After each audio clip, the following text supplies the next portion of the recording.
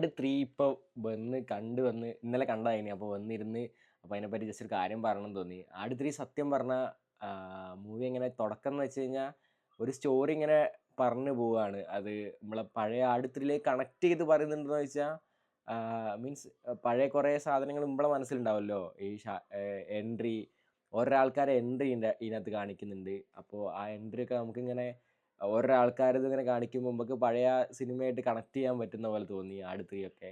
പക്ഷെ എനിക്ക് ഭയങ്കര ഇഷ്ടമായി അതിൻ്റെ മേക്കിങ്ങും കാര്യങ്ങളും. എൻ്റെ ഫാമിലിയായിട്ട് പോയി കണ്ടതാ കേട്ടോ പടം. പടം എങ്ങനെയായാലും ഇങ്ങനെ കണ്ടിരിക്കാൻ തോന്നും. പിന്നെ അതേപോലെ അതിൻ്റെ മേക്കിംഗ് ആയാലും ഭയങ്കര ഇമ്പ്രൂവ്മെൻ്റ് ആണ്. അതിൻ്റെ എല്ലാ ആംഗിൾസും കാര്യങ്ങളും ഒക്കെ പക്കായി തോന്നി. വേറെ ഇപ്പോൾ എന്താ പറയുക, ഇപ്പോൾ ആ സിനിമ ഇപ്പോൾ ഓവറോൾ ഇപ്പോൾ നമ്മൾ ഫാമിലിയായിട്ട് പോയി കാണാനാണെങ്കിലും മീൻസ് ആട് 1ഉം 2ഉം ഇനിയിപ്പോൾ 3 കാണണമെന്ന് 3 കണ്ട് കഴിയുമ്പോഴാണ് ഇനി അതിൻ്റെ അടുത്തൊരു പാർട്ടിലേക്കുള്ളൊരു കണ്ടിന്യൂഷൻ പോലെ ഉണ്ട് ആ പടത്തിൽ എന്ന് തോന്നി കേട്ടോ. അപ്പോൾ തുടക്കം ഇങ്ങനെ ഓരോ ആൾക്കാർ ഇൻട്രോ വെച്ച് ഇങ്ങനെ തുടങ്ങി കുറച്ച് കഴിയുമ്പോൾ നമ്മൾ ട്രെയിലറിൽ കാണുന്ന പോലെ പഴയ സീനും ഈ സീനും കൂടെ കണക്ട് ചെയ്യുന്ന പോലൊരു സംഭവമൊക്കെ ഉണ്ട് അതിനകത്ത്. അന്നപ്പം ഭയങ്കര ഒരു എന്താ പറയുക, ഒരു ഒരു ഭയങ്കര ഒരു ഫീലാണ്. അതപ്പോൾ മീൻസ് അതൊരു എങ്ങനെ ആ സിനിമ എൻജോയ് ചെയ്ത് അതിൻ്റെ ഇൻ ബിറ്റ്വീനിലൊക്കെ ഓരോരോ ഡയലോഗ്സും ആയാലും ഓരോ സംഭവങ്ങളായാലും നമുക്ക് കണ്ടിരുന്ന് ചിരിക്കാനുള്ള സംഭവം ഉണ്ട് അതിനകത്ത്. അന്നപ്പോൾ ഞാൻ അങ്ങനെ ത്രൂ ഔട്ട് ആ മൂവി കണ്ടപ്പോൾ അങ്ങനെയൊക്കെ ഫീൽ ചെയ്ത്.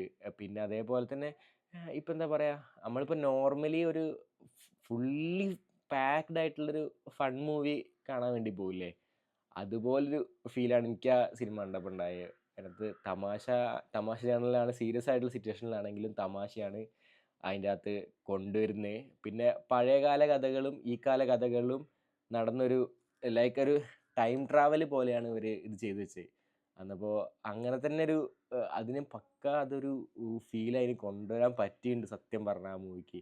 അതിപ്പോൾ എങ്ങനെയാണ് അത് മൊത്തമായിട്ട് പറഞ്ഞു കഴിഞ്ഞാൽ കഥ പോയ പോലെയാണല്ലോ. അന്നപ്പോൾ അങ്ങനെ ഒരു ഇതിലാണ് എനിക്ക് ഫീൽ ചെയ്തത്.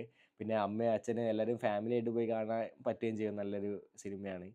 അപ്പോൾ അല്ലാതെ ഇപ്പോൾ എന്താ പറയുക, നമുക്കൊരു ആട് 3ലിപ്പോൾ എനിക്കങ്ങനെ പടത്തിനെ പറ്റി എക്സ്പ്ലെയിൻ ചെയ്ത് പറയാറില്ല. പക്ഷേ നമുക്കൊരു വീട്ടിലൊക്കെ പക്ഷേ അമ്മ കുറേ സെക്കൻഡിൽ അമ്മ ഇങ്ങനെ എല്ലാവരും കൂടെ ഇങ്ങനെ ഒച്ചപ്പാടൊക്കെ ഉണ്ടാക്കുമ്പോൾ ഇതെന്താ എന്തിനാ എല്ലാവരും ഒച്ചപ്പാട് ഉണ്ടാക്കുന്നത് എന്നുള്ള രീതിയിലാണ് അമ്മ നോക്കുന്നത്.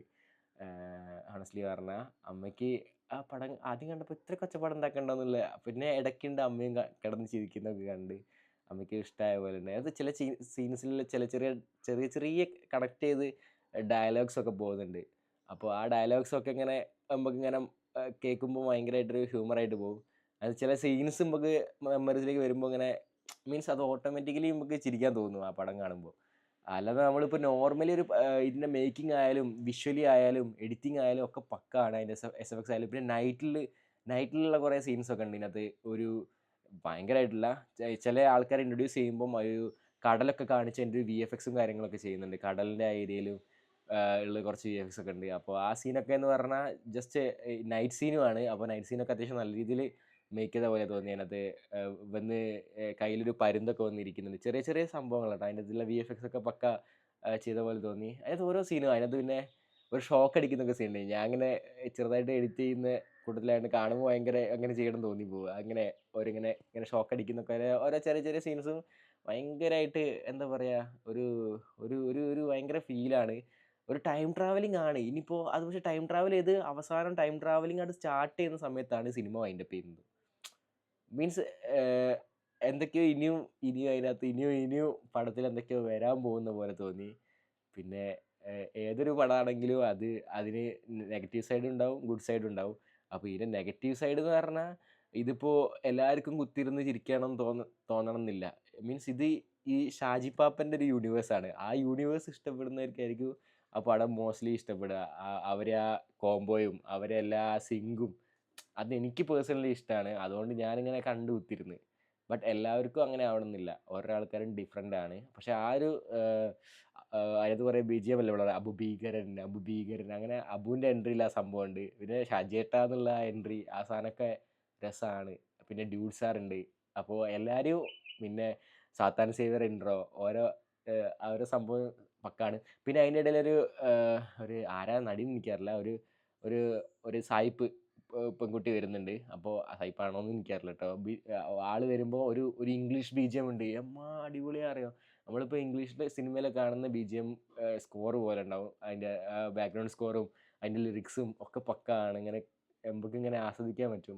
എനിക്ക് ഭയങ്കര ഫീൽ. എൻ്റെ ഫ്രണ്ട് ഇങ്ങനെ പറയും, ഇങ്ങനെ അങ്ങനത്തെ BGMs ഒക്കെ ഇങ്ങനെ നമ്മൾ മനസ്സിൽ വെക്കുമല്ലോ, അങ്ങനത്തെ ടൈപ്പ് ഒരു BGM പോലെ തോന്നി. പിന്നെ ഇതിലുള്ള അലമ്പ് എന്ന് പറയത്തക്ക രീതിയിലൊന്നുമില്ല. നമുക്ക് കണ്ടിങ്ങനെ ഇരുന്നിങ്ങനെ മീൻസ് നമുക്കിങ്ങനെ റിലാക്സ് ആയിട്ട് ഇങ്ങനെ ഇരുന്ന് നമുക്കിങ്ങനെ കുറേ ഇങ്ങനെ കണ്ടിങ്ങനെ നോക്കി നിന്ന് എന്തൊക്കെയൊക്കെയോ നടക്കുന്നത്. ഞങ്ങൾ കോർണർ സീറ്റിലായി പോയി. പക്ഷെ ഇങ്ങനെയാണ് തിയേറ്റർ കണ്ടിന്.